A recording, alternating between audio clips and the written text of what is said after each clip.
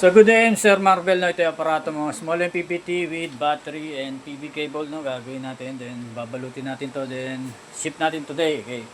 So dahil solar panel, no, nabasagan tayo nun. Kaya ayoko na uli mag-ship ng solar panel. So luging-lugi ako pag nababasagan ako ng solar panel.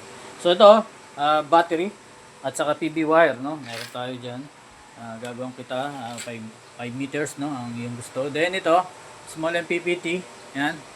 Working na, meron tayong reading dyan, then 10 watts, no?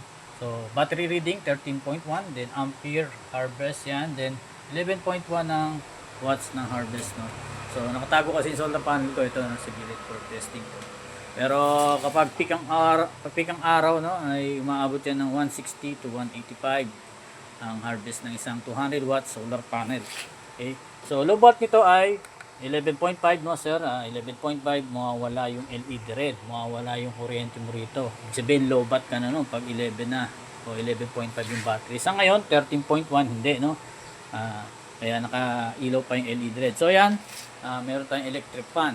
Okay, so pure sine wave ng inverter mo 1000 watts, then 500 watts ang continuous output. Ibig sabihin pwede ka mag washing machine ng 200 watts, no. So ngayon electric fan is 60 watts, then at yung TV sasabayan mo ay 45 watts, 100 watts per hour daytime, walang problema, kayang-kaya ng 200 watts na solar panel, no. So 400 nga ang bibilin mo, kaya better yan, lalong mas malakas ang load na pwede mong gamitin sa daytime. So sa gabi hanggang malobat lang yung battery. So sa 400 watts sa solar panel lang baka sakaling gamitin mo, no, ayun, ito kaya niyang i-full charge yan in one day, yung 100 Ah, no. Kapag 200 watts, so 2 days bago yan na-full charge. Dahil malaki ang battery mo, 100 Ah, LiPo4 battery. Total of 1280 watts hour, no? 80 watt hour. Okay.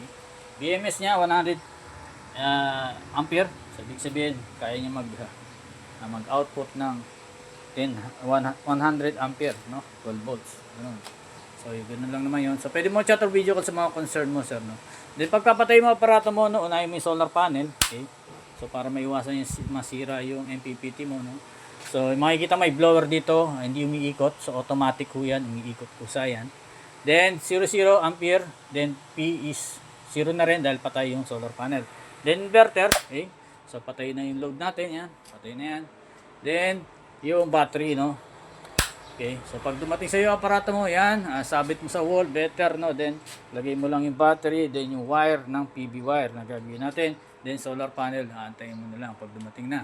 Then yan, pag ipa-power mo na, set mo na yung mga wire, okay na, hindi na siya nahuhugot, no? So uunahin mo yung battery. Okay, battery. So okay, pwede mo ulitin yung video na to, sir, no? Then ito yung okay na, naka-power na yung battery, no? Unahin mo naman yung inverter. Pwede rin yung solar panel, no? Either sa dalawa, basta una yung battery. So yan, nag-load ulit, nagkaroon ulit tayong kuryente, no? So wala pang solar panel. So pwede nga gamitin to while charging, no? Charging and while using. While charging, using, pwede, no? Ganun. So yan, 0 kanina, ngayon 13 watts na. May reading na yung mga harvest natin, 0.7 ampere, then 11, no? Paiba-iba yan, depende sa araw, sir. Okay? So yun lang naman, ganun lang, napaka-basic lang ng i-on, no? Pag-on at pag-off. So, pwede mo na nga itong wala ng patayan, no? Hanggat andyan ka naman, nakikita mo. At kung alis ka ng mga ilang araw, mga 3 araw, no, pwede mong i-off. Then, ganun lang. Una yung solar panel, inverter, then huli ang battery. Pag i-on, una huli ang battery naman, then solar panel, then inverter. So, salamat ulit sa pagkitiwala na sa balutin ko. Then, gagawin ko na yung PV wire mo. Ito na. Okay.